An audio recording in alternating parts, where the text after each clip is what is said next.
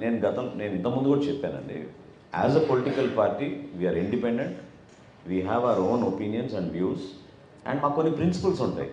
ఆ సిద్ధాంతాలకు కట్టుబడి దానిలో మేమందరం కూడా పనిచేసుకుంటాం మా పార్టీ అధ్యక్షులు పవన్ కళ్యాణ్ గారి ఆదేశాల మీద. సో డెఫినెట్గా ఆయన తీసుకునే నిర్ణయాలకి మేము అందరం కట్టుబడి ఉంటాం. ప్రయత్నం అంటే రాష్ట్ర ప్రజల శ్రేయస్సును దృష్టిలో పెట్టుకుని ఆయన చేసిన ప్రయత్నం అది. ఎందుకంటే తప్పకుండా మనకి కేంద్ర ప్రభుత్వం నుంచి సహాయం అందాలి. మనం చాలా నలిగిపోతున్నాం, ఆర్థికంగా వెనకబడిపోయాం, మన రాష్ట్రానికి మేలు జరగాలి. సో భారతీయ జనతా పార్టీ కూడా ఇందులో ఉంటే పార్ట్ ఆఫ్ ఇట్ తప్పకుండా మనకు ఉపయోగపడుతుందనే ఆలోచనతోటి పవన్ కళ్యాణ్ గారు అనేక సందర్భాల్లో అది వ్యక్తపరిచారు.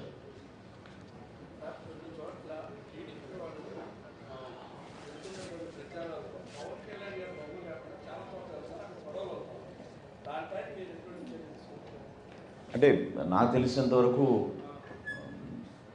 పై స్థాయిలో జరిగిన సమన్వయ సమావేశాల్లో అటువంటి పొరపాట్లు లేకుండా జిల్లా స్థాయి నాయకులందరినీ కూడా అప్రమత్తం చేశాం. సో జనసేన పార్టీ నుంచి, అదేవిధంగా తెలుగుదేశం పార్టీ నుంచి మేము నిర్వహించే అనేక కార్యక్రమాల్లో ఒక మంచి వాతావరణంలో జరగాలి, ప్రజలు కూడా దీన్ని హర్షించే విధంగా కలిసికట్టుగా ముందుకెళ్దాం. అంతిమంగా మేము కోరేది ఏంటి, వైఎస్ఆర్సీపీ విముక్త ఆంధ్రప్రదేశ్ కోసం అందరం కలిసి పనిచేద్దాం. దానికి అందరం కూడా కట్టుబడి ఉన్నాం, ముందుకెళ్తాం.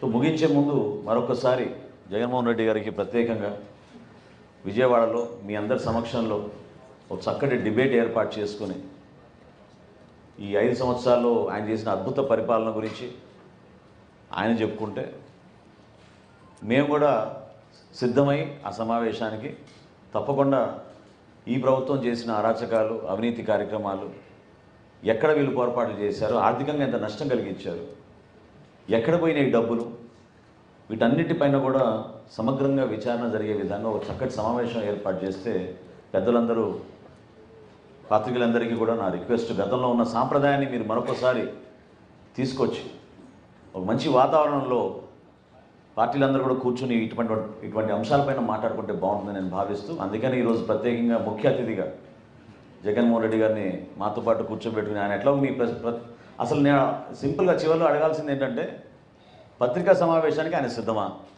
దీనికి సమాధానం చెప్పమనండి. ఎందుకు పత్రికా సమావేశం ఆయన ఏర్పాటు చేయాలి? పత్రికలతోటి అన్నిటికీ ఆయన సిద్ధమైతే దీన్ని కూడా సిద్ధమవ్వాలి ఆయన. Thank you.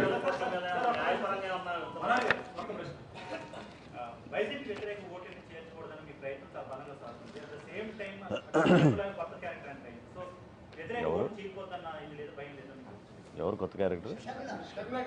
అచ్చా, ఇప్పుడు ప్రజాస్వామ్యంలో ప్రతి ఒక్కరికి వారి స్పేస్ వాళ్ళకు ఉంటుందండి. సో ఏ పార్టీ అయినా సరే వాళ్ళు ఒక ప్రయత్నం చేసుకుని ప్రజల్లోకి వెళ్ళి అనేక అంశాలపైన మాట్లాడినప్పుడు అంతిమంగా ప్రజలే దానికి తీర్పు చెప్తారు కదా. సో వ్యక్తిగతంగా మేము ఎవరిని కూడా విమర్శించాం. మా ప్రయత్నం ఖచ్చితంగా ఈ రాష్ట్ర ప్రజలకి ఒక మంచి పరిపాలన తీసుకురావాలి, ప్రతిపక్ష ఓటు చీలనివ్వకూడదు. అంతిమంగా మేము కోరుకునేది వైఎస్ఆర్సీపీ విముక్త ఆంధ్రప్రదేశ్ ద్వారా మన రాష్ట్ర భవిష్యత్తు బాగుంటుంది. అంధకారాలు నెట్టేశారు ఈ 5 సంవత్సరాల్లో. దానికోసం మా పార్టీ అధ్యక్షుడు పవన్ కళ్యాణ్ గారు 2.5 సంవత్సరాల క్రితమే నిర్ణయం తీసుకుని ఆ రోజు నుంచి కూడా ఆయన ప్రయత్నం చేస్తూనే వచ్చారు. ఇప్పుడు అది కాదండి, మీరు అడిగే ప్రశ్నకి జనసేన పార్టీ ఎన్డీఏలో భాగస్వాములుగా ఉన్నామంటే ఎట్లా మీరు అట్లా అడగలుగుతారు? ఏమండి,